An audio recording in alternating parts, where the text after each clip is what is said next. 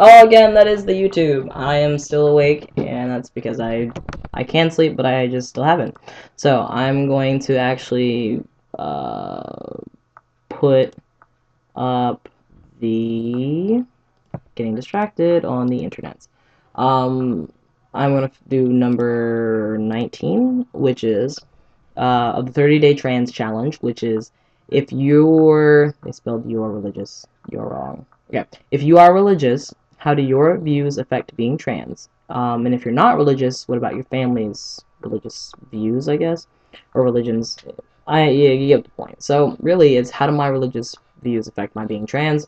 And if not, then how do my families? Now, I am not necessarily religious in the aspect that I am to die for a movement. I wanted to get really big into the Orthodox movement, but I will admit, I'm more of a spiritual person. I like the philosophy. I love the understanding. I'm closer with that. But the hard part is it is very hard to be Orthodox anything, but an Orthodox Jew or even an Orthodox Jewish convert, and be transgender. And that's because Judaism actually is very, very, very heavily dependent on gender roles. So it is really difficult. And what I really, when I come down to my spirituality, I just accept that if there wasn't a possibility of there being a way for me to change this, it wouldn't be applicable.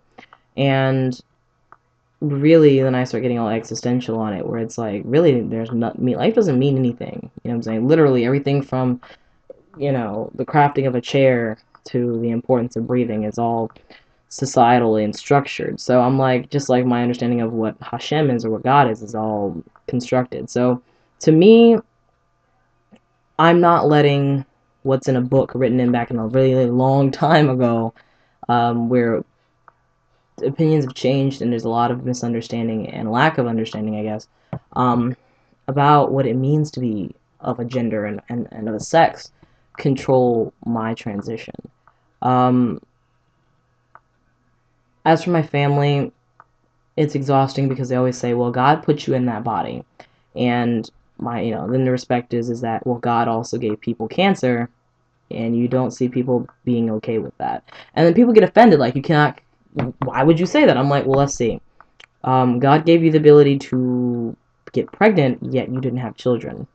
Um, what's up with that? You know what I'm saying? God gave my aunt in Northern Virginia cancer. She worked to get rid of it, but he gave it to her.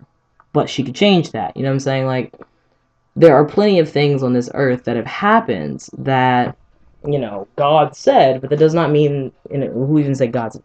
I'm like, yeah, I'm like, just because you were born away doesn't mean that things can happen another way.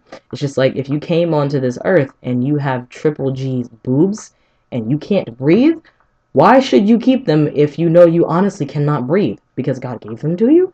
No. And then people argue, with my family leaders. They're like, well, if you had eaten better. And I'm like, it don't make a difference regardless, okay? It doesn't make a difference what I do. I'm trying to be more comfortable. And if I'm comfortable in my body, then I know that I can definitely serve the people better, as well as serve my God much better than if I hate myself and I hate my own creation. So that's just my opinion, and my goal is that if I just do what I can to make sure that I'm the best person I can be, then there really shouldn't be an issue of what's between my legs, what's on my face, how deep is my voice, and what social role I choose, if I'm still helping people and I'm still paying it forward. If that, in the end of the day, is that if you help other people, shouldn't that be shouldn't that overrule everything else? Like, I mean, I'm not gonna say ends justify means crazy things like that, but what I'm saying is that if I'm legitimately helping people, I'm not just not hurting people, but I'm helping people. I'm changing the world, and I'm able to live a life that makes me feel comfortable. Why is that so wrong? And why should you, or something written in a book by some old, most likely old, my family always constantly brings a race. So old white men wrote 2,000 years ago, define to me, especially considering I don't even believe in that.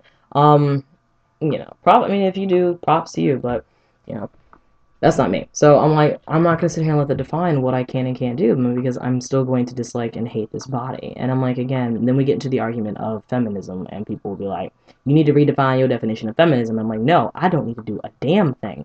I respect women, and I have a wonderful what I envision is a wonderful understanding of feminism, or femininity, I should say. And I mean, and there are traits that I attribute to that, and there are beliefs that I see with that, and I give mad respect to women and whatnot. Fine. I'm like, but that's just not me. You know what I'm saying? I don't want that. I don't want to be any of that. None of that is me. So I'm like, don't even throw down with me, please.